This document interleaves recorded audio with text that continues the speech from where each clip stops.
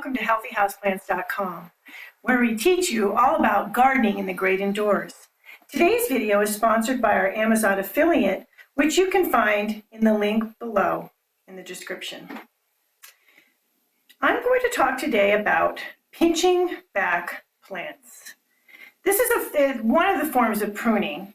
It's generally a form of pruning that you would use on plants that are easy to pinch with your fingers and thumb.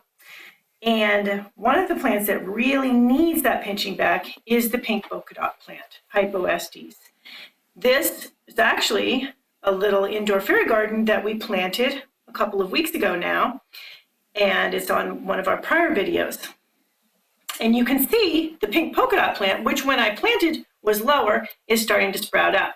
Now, if we let the pink polka dot plant continue to do this, it will get quite rangy and not really look really good.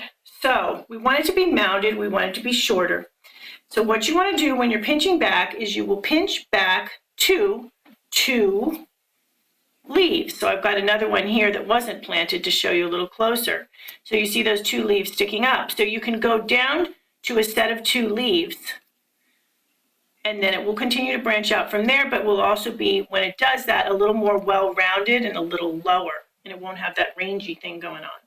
So I'm going to do it on this plant here on the garden to show you how much better it's going to look when I'm done. A lot of plants that are very tender like this, you can do with your fingers. If you prefer, you can use pruners.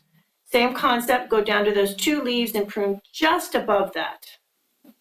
You don't want to prune into the leaves, and you don't want to leave any sticky, so like a stick-like stem sticking up, because that will die back, and then the plant won't grow well from that place where you cut. Instead, the stick will just stay there until it finally falls off, and you just slow down your growth. So here's another one, and then here's another one, here's another one. And don't be afraid to pinch back. However, avoid pinching back any more than 1/3 of a plant at one sitting, one sitting or one pruning, because if you do that, you could harm the plant, and it may not recover, or it could take a while to recover. So there you go. You can see that's a nice mounded look, much nicer than this.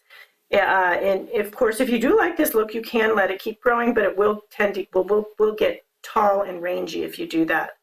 Another plant that does really well with pinching back is the African violet. The African violet, you'll see it grows in a circle. So what you want to do with the African violet is you want to prune out the outer leaves. So to do that, go into the base of the plant and pinch out the leaf.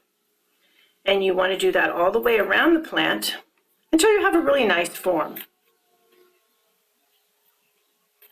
So you keep doing that until you feel like you have a nice form. And like I said, don't overdo the pruning. The plants need their leaves to photosynthesize, and the photosynthesis is what gives them energy to live. So you don't want to overdo it. So there I go. I've got about 6 leaves there. And it looks pretty good. Not really happy with this leaf, but I don't want to take that one out just yet until I get some more leaves over here, around here, because then it will look lopsided. One more leaf I think I'll take out. Now this leaf isn't somewhat of a younger leaf, and it will make a really good leaf for rooting. And I have another video, one of my prior videos, that shows you a really easy way to root African violets, to get little baby African violets, so you can then have mature African violets later with lots of beautiful flowers. Well, that is it for today. Please do enjoy gardening in the great indoors, and please remember to leave any comments at the end of this video, and remember to like, share, subscribe, and comment. Thank you.